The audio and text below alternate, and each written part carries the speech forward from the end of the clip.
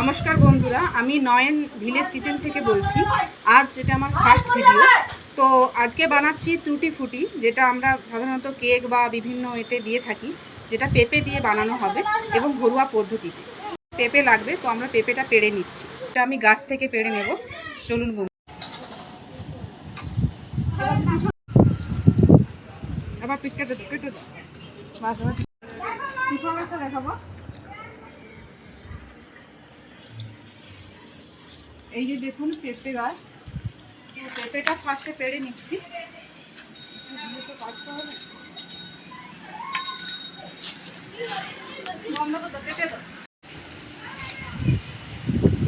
বাবা হারিয়ে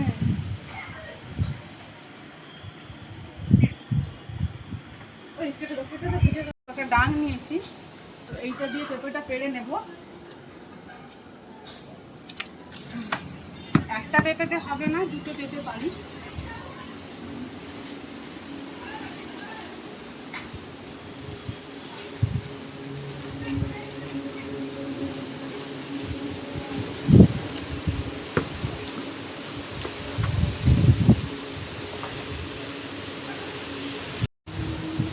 তো দুটো পেঁপে পেড়ে নিয়েছি, চলুন এগুলোকে এবার রেডি করা যাবে।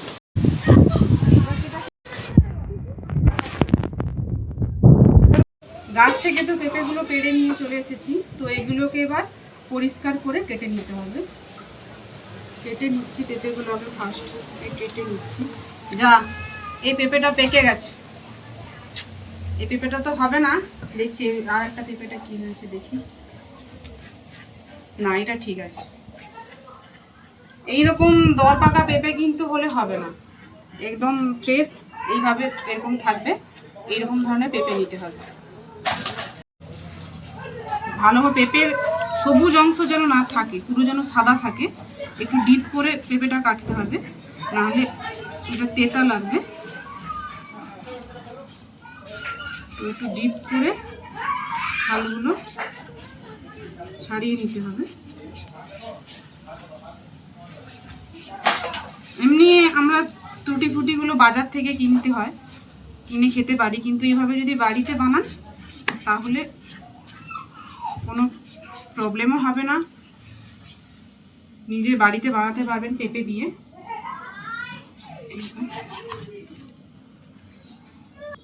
দেখুন এইরকম বেশি বড় বড়গুলো কি হবে, যে চিনির যে শিরাটা ঢুকবে না। ছোট ছোট করলে দেখতেও সুন্দর লাগবে এবং চিনি যে শিরাটা, মিষ্টিটা পুরোটা ঢুকে যাবে ভেতর করে। এইভাবে এগুলো কেটে ফেলবো। দেখুন পেঁপেগুলোকে এইভাবে ডুমু ডুমু করে কেটে নিয়েছি। তো এটাকে ভালোভাবে একটু পরিষ্কার করে নেব। পরিষ্কার করে নিয়ে একটু হালকা ভাপিয়ে নিতে হবে, কেননা পেঁপে একটা কষ টাইপের ভাব থাকে, যেটা আঠা টাইপের, তো ওটা কষটা বের করে নিতে হবে। তার জন্য হালকা ফার্স্টে সিদ্ধ করে নিতে হবে। ভালো করে এইভাবে ঘষে ঘষে ধুতে হবে।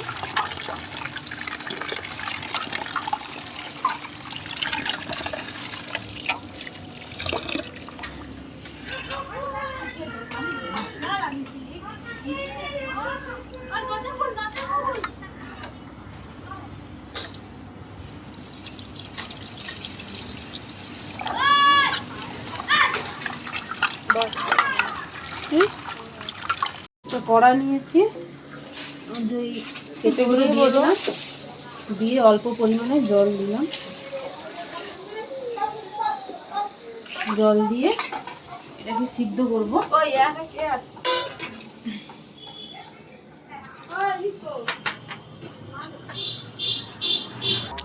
সিদ্ধ করতে বসিয়ে দিয়েছি। দেখুন হালকা সিদ্ধ হয়ে গেছে। এবার এটা জলটা ঝারিয়ে নেব। ঝারিয়ে নিয়ে এটা চিনির শিরা বানাবো। সাদা গামলায় জলটা ছেঁকে নেব।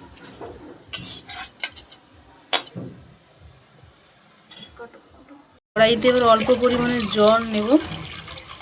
ওই জলের মধ্যে 2 কাপ মতো চিনি দেব। 2 কাপ মতো চিনি দিলাম। এবার চিনিটা গলতে দেব এবং জলটা ফুটার মতো হবে। এটা দেখুন, চিনিটা দেখুন গলে আসছে আর জলটাও ফুটতে আরম্ভ করেছে। শিরাটা দেখুন ফুটে উঠেছে।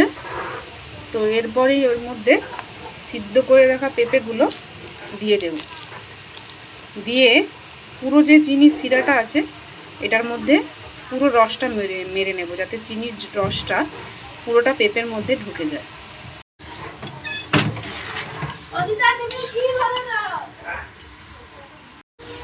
এইভাবে হালকা হালকা করে নাড়িয়ে রাখবেন যাতে নিচে না বসে যায়। পুরো রসটা মারতে হবে, শুকনো করতে হবে পেঁপেটার মধ্যে দিয়ে। জন্য কোনো ফুড কালার ইউজ করছি না। তো এর জন্য কি করেছি, বিটরুট নিয়েছি। তো এটা বিটরুটটা ফার্স্টে চুড়ে নেব এর রসটা বের করানোর জন্য, একদম ভেষজ পদ্ধতিতে। বিটরুটগুলো দেখুন এইভাবে চূর্ণিতে কুড়ে নিয়েছি। এইভাবে চিপলে দেখবেন এর মধ্যে থেকে দেখুন পুরো লাল টকটকে একদম রসটা বেরোচ্ছে, একদম ভেষজ কালার, কোনো রকমের নয়।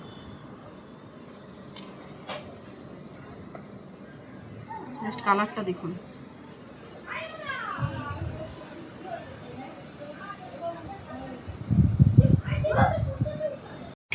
দেখুন চিনির যে শিরাটা একদম মরে মরে গিয়েছে, এইভাবে একদম মেরে নিতে হবে।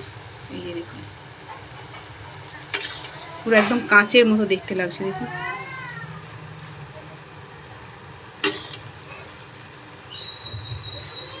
দেখছেন?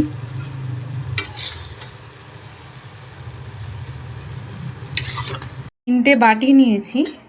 তো একটাতে বিটরুটের রস, আর একটাতে আপনার হলুদ জল, ও আর একটাতে সবুজ। তো তিনটে কালার নিয়ে নিয়েছি। এই তিনটে কালারের ওই আপনার পেঁপেগুলো দিয়ে দেব। চিনির রসগুলো পুরো মরে গেছে, তো এই পেঁপেটাকে এর মধ্যে দিয়ে দেব।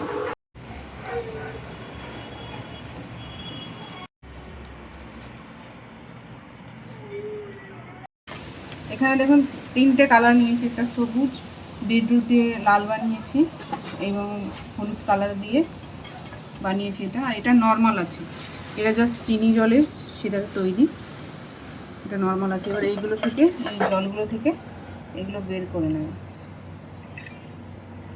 বের করে এভাবে থালায় একটুখানি রোদে দিতে হবে যাতে রসগুলো একটু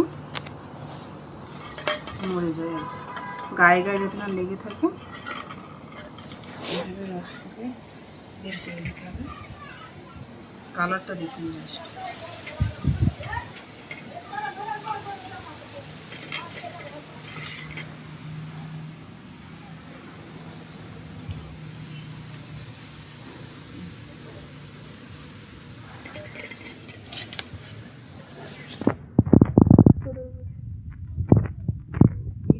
বানানো কালার দেখেছেন, কোনো রকম ফুড কালার বা কোনো কিছু বের করানো হয়নি, জাস্ট ভেষজ পদ্ধতিতে। এবার এখানে এগুলো শুকনো হওয়ার পালা। এইভাবে আপনি তৈরি করে অনেকদিন ভাবে স্টোর করেও রাখতে পারেন, এগুলো নষ্ট হবে না।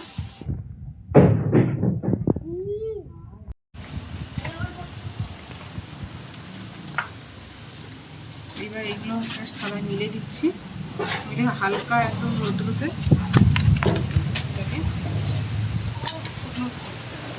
দেখুন কতটা সুন্দর লাগছে, দেখেছেন? এগুলো কেক বা বিভিন্ন রকম মিষ্টি টিষ্টি বানানোর জন্য, ডেকোরেশনের জন্য ইউজ করতে পারেন। বাজার থেকে না কিনে বাড়িতেই পেঁপে দিয়ে এইভাবে সুন্দর টুটি ফুটি বানাতে পারেন। ভালো